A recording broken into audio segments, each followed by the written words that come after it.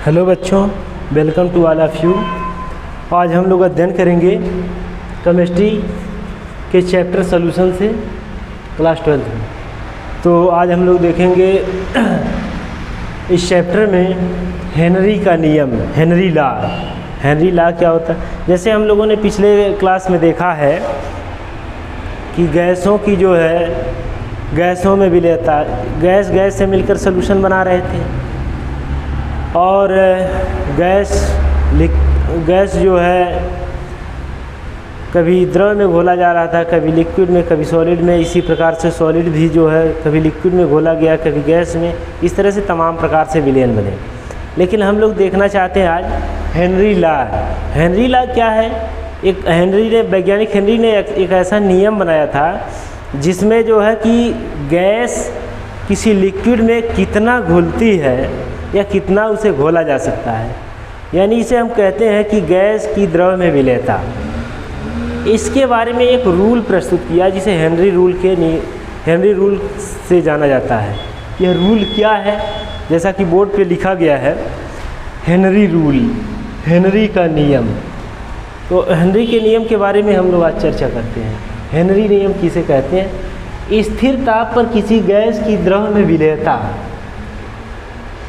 या घुलनशीलता गैस के दाब के समानुपाती होती है। गैस के दाब के समानुपाती होती है। ये रूल किसने बताया? हेनरी ने, वैज्ञानिक हेनरी ने। यानी कोई भी गैस कितना किसी द्रव में घुलेगी। पहली बात तो बहुत सारी गैसें जो होती हैं द्रव में घुलती नहीं हैं, और कुछ ऐसी गैसें होती हैं जो द्रव में बहुत ज़्यादा घुलनशील होती हैं, और कुछ गैसें होती हैं जो नॉर्मल कंडीशन को शो करती हैं, यानी ये अल्प मात्रा में द्रव में घुलनशील होती हैं।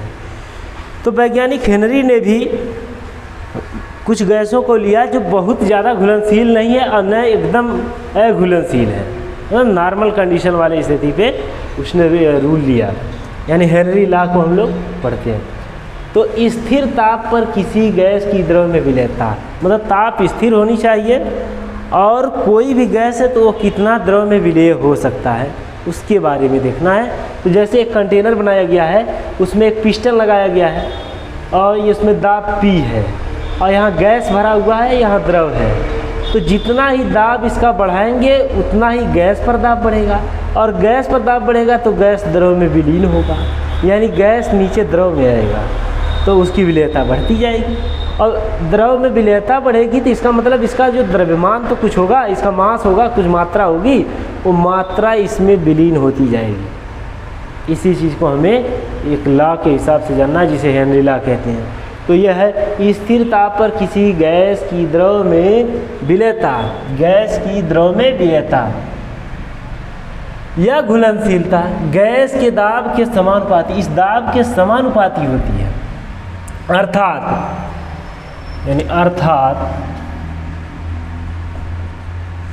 विलेयता अनुक्रमानुपाती या समानुपाती P, यानी विलेयता बढ़ेगी, दाब बढ़ेगा तो विलेयता बढ़ेगी, तो समानुपाती हो गया। परंतु विलेयता समानुपाती द्रव में घुली गैस की मात्रा है, जैसे जैसे विलेयता बढ़ेगी उसमें मात्रा उसकी घुलती जाएगी, इसलिए अभी तो समानुपाती होगा। तो इसलिए हम कह सकते हैं M डायरेक्टली प्रोपोर्शनल P, यानी उसकी मात्रा जो है घुली गैस की मात्रा है उसके दाब के समानुपाती हो। M अनुक्रमानुपाती P, इसको हटाएंगे अनुक्रमानुपाती का निशान, तो यहाँ एक कांस्टेंट आता है जिसे K कहते हैं। तो M बराबर Kp हो जाएगा, जहाँ M घुली गैस की मात्रा है और P दाब है और K समानुपाती स्थिरांक है। अच्छा, ये बात रही हेनरी लॉ के अनुसार। अब डाल्टन ने भी उसी नियम को प्रस्तुत किया। डाल्टन के अनुसार क्या था कि किसी गैस की विलेयता या मोल प्रभाज गैस के आंशिक दाब पर निर्भर करता है। किसी गैस की द्रव में विलेयता, यहाँ द्रव लिख देते हैं, द्रव में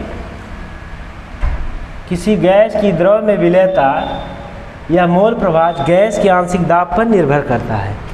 अर्थात इसीलिए किसी गैस की वाष्प अवस्था में आंशिक दाब P गैस के मोल प्रभाज या मोल भिन्न चाई गैस के समानुपाती होता है। यानी डाल्टन ने बताया कि किसी गैस की विलेयता, किसी गैस की द्रव में विलेयता या मोल प्रभाव गैस के आंशिक दाब पर निर्भर करता है। इसलिए किसी गैस की वाष्प अवस्था में आंशिक दाब P गैस के मोल प्रभाव या मोल भिन्न के समानुपाती होता है। अर्थात P डायरेक्टली प्रोपोर्शनल चाई गैस, चाई ऐसे बनाते हैं, यह चाई का निशान है, बहुतायत लोग x लिख देते हैं लेकिन ये चाई होता है, चाई ऐसे बनाते हैं, मतलब इधर ऐसे थोड़ा टेढ़ा रहेगा, फिर इस तरह से ये x की भांति रहेगा लेकिन ये थोड़ा सा कर्वेट ज़्यादा रहेगा, ये चाई हो गई। और चाई को कहते क्या है? चाई इसका जो है मोल प्रभाज है, या उसे विलेयता भी कह सकते हैं, जैसा कि यहाँ लिखा गया विलेयता या मोल प्रभाज। तो P अनुक्रमानुपाती चाई गैस, यानी P बराबर, इस अनुक्रमानुपाती का मार्क हटाएंगे तो P बराबर KH इंटू चाई गैस हो जाएगा, या चाई गैस को इधर डिस्प्लेस करते हैं तो KH हो जाता है। P अपान चाई gas is equal to KH, जहाँ KH हेनरी स्थिरांक है और चाई गैस जो गैस का मोल प्रभाव है और P आंशिक दाब है। तो सभी गैसों के लिए, अच्छा ये तो कांस्टेंट हो गया हमारा, ये क्लियर है। अगर इसकी मात्रा बढ़ेगी तो इसकी मात्रा घटेगी, और इसकी मात्रा घटेगी तो इसकी मात्रा बढ़ेगी, दोनों व्युत्क्रमानुपाती हैं। तो अगर किसी विलयन का किसी विलयन में या किसी विलायक में किसी गैस का हेनरी स्थिरांक ज़्यादा है तो समझिए उसकी विलेयता क्या होगी? कम होगी। यदि इसका मान कम है तो उसकी विलेयता ज़्यादा होगी, इसका मान ज़्यादा है तो यह कम, यह कम तो यह ज़्यादा, इसका मतलब कन्फर्म हो गया। तो सभी गैसों के लिए KH का मान अलग अलग होता है, ये भी बात जान लीजिए कि सभी गैसों के लिए KH का मान अलग अलग होता है, और KH का मान अधिक होने पर विलेयता घटती है। जब KH का मान अधिक रहेगा तो विलेयता घट जाएगी, क्योंकि ये दोनों व्युत्क्रमानुपाती हैं। अच्छा, और दाब बढ़ेगा तो KH का मान भी बढ़ेगा, ये भी बात क्लियर है, क्योंकि यह समानुपाती है। और KH का मान अधिक है तो दाब भी अधिक है। लेकिन अगर विलेयता की बात करें तो इसका मान जब अधिक होगा तो इसका मान कम होगा विलेयता का, और विलेयता का मान कम होगा तो KH का मान अधिक होगा। ये बात क्लियर है, ठीक है। तो इस तरह से ये बातें होती है। ये हेनरी का रूल रहा पूरा।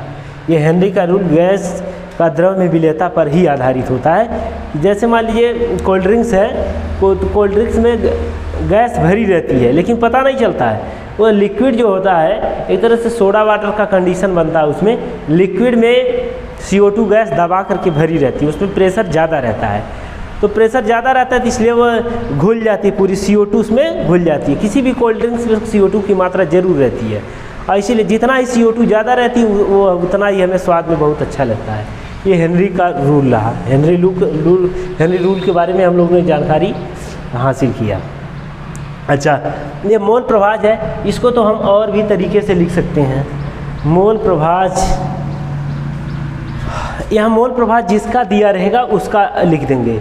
जैसे विलेय का भी मोल प्रभाज हो सकता है, विलायक का भी मोल प्रभाज हो सकता है, तो जिसका मोल प्रभाज होगा उसको हम लोग यहाँ पर नोट कर देंगे और इस फार्मूले में पुट करके यहाँ पर लिख देते हैं और आसान रहेगा।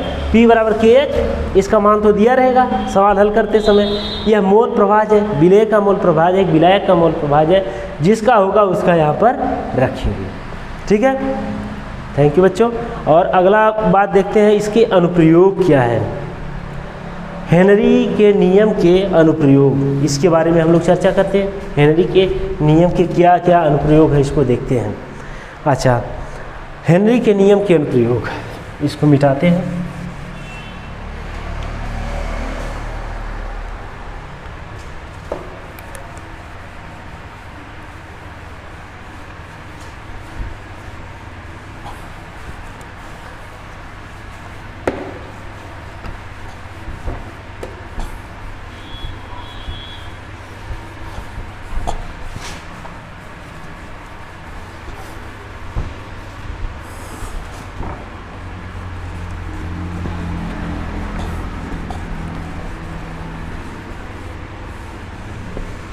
हेनरी के नियम के अनुप्रयोग को देखते हैं। हेनरी के नियम के अनुप्रयोग कहाँ कहाँ हैं।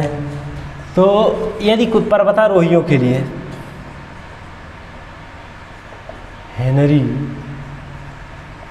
के नियम नियम के अनुप्रयोग।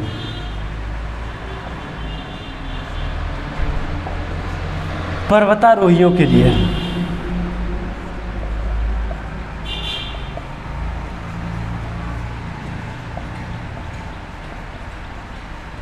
कैसे पर्वतारोहियों के लिए? जैसे मान लीजिए कोई पहाड़ है, पर्वत है, इस पर कोई जा रहा है। अब यहाँ पर जाएंगे, जैसे जैसे आदमी ऊपर जाएगा, ऊपर जा रहा है, वहाँ वायु का दाब घटेगा, O2 का दाब घटेगा, O2 का दाब कम हो जाएगा। और नीचे बात O2 का दाब अधिक रहता है सामान्य स्तर पर, तो सांस लेते रहते हैं हम, कोई परेशानी नहीं होती। जैसे जैसे हम ऊपर जाते हैं वैसे वैसे O2 का दाब घटता जाता है। और जब O2 का दाब घटता जाएगा तो हमारे ब्लड में O2 की विलेयता घटती जाएगी। O2 की विलेयता घटती जाएगी तो व्यक्ति के अंदर जो है सांस लेने, जल्दी जल्दी सांस लेना पड़ेगा, यानी उसे अपनाहट महसूस होगी और उसकी चढ़ाई जो है पर्वत पे जाने की प्रक्रिया बहुत सुस्त हो जाएगी और वह व्यक्ति मुरझाने लगेगा, सुस्त होने लगेगा। यानी उसे उसके रुधिर में O2 की कमी हो सकती है, होने लगेगी और कमजोरी महसूस होने लगेगी। इस रोग को कहते हैं एनोक्सिया। एनोक्सिया एक रोग होता है, ANOXIA, एनोक्सिया। यानी व्यक्ति वहीं से मुरझा करके गिर भी सकता है, चक्कर भी आ जाएगा वो, और बेहोश भी हो सकता है। तो इसलिए पर्वतारोहियों को क्या करना चाहिए? पर्वतारोहियों को पीठ पर सिलेंडर बांध के लेके जाना चाहिए ताकि उसको O2 का जो है पर्याप्त मात्रा में ऑक्सीजन उसे मिलता रहे। उसमें दाब अधिक रहेगा सिलेंडर में, और पीठ पर लेके जाएगा तो दाब, जैसे जैसे उसको दाब कम महसूस हो उस तरह से अपना वो कंट्रोलर को घुमाता रहे और बढ़ाता रहे और उससे ऑक्सीजन पर्याप्त लेता रहे। तो इसका एक अनुप्रयोग ये हुआ। और दूसरा अनुप्रयोग है सोडा वाटर में। सोडा वाटर पहला अनुप्रयोग, दूसरा है सोडा वाटर में। सोडा वाटर बनाने में या कोल्ड ड्रिंक्स बनाने में।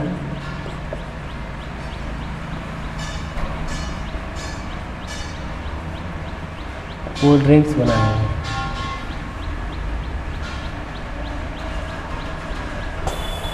में देखिए, कोल्ड ड्रिंक्स मान लीजिए पेप्सी का बोतल है, किसी भी कोल्ड ड्रिंक्स का है। अब इसमें ये ढक्कन लगा हुआ है, ढक्कन लगा के बंद किया गया है। अब ढक्कन लगा के बंद किया गया, इसमें भरा हुआ है, लेकिन इसमें गैस इसमें भरी रहती है। और गैस आसानी से नहीं भरी जाती है, नहीं, इस पूरे दाब लगा करके इसके ढक्कन को भरा जाता है और इसमें पूरी गैस CO2 भर दी जाती है और इधर वाटर रहता है, और ये दोनों मिलके सोडा वाटर हो जाते हैं। सोडा वाटर, और थोड़ा मात्रा में कुछ और पदार्थ मिलाया जाता है, लेकिन मुख्य रूप से CO2 तो ज़रूर रहती है। और जितना ही यह अधिक रहती है उतना ही हमको पीने में इसमें स्वाद मिलता है। ये दूसरा चीज़ हो गया, दूसरा उपयोग हो गया सोडा वाटर बनाने में। और तीसरा है गहरे समुद्र में गोताखोर, गहरे समुद्र में गोताखोर को डुबकियाँ लगाने में। नंबर 3, गहरे समुद्र में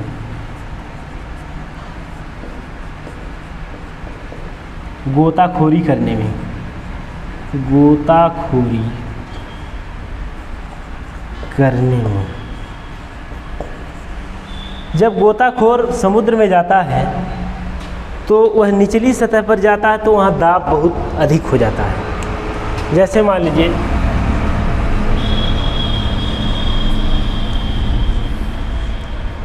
ये समुद्र का तल है, गोताखोर इसमें डुबकी लगा रहा है, अंदर चला गया, घुस गया, पीठ पर सिलेंडर लेकर के यहाँ आ गया। ये रहा गोताखोर, ये हैंड्स रहे, इसके पैर रहे, यहाँ पर पहुँच गया है।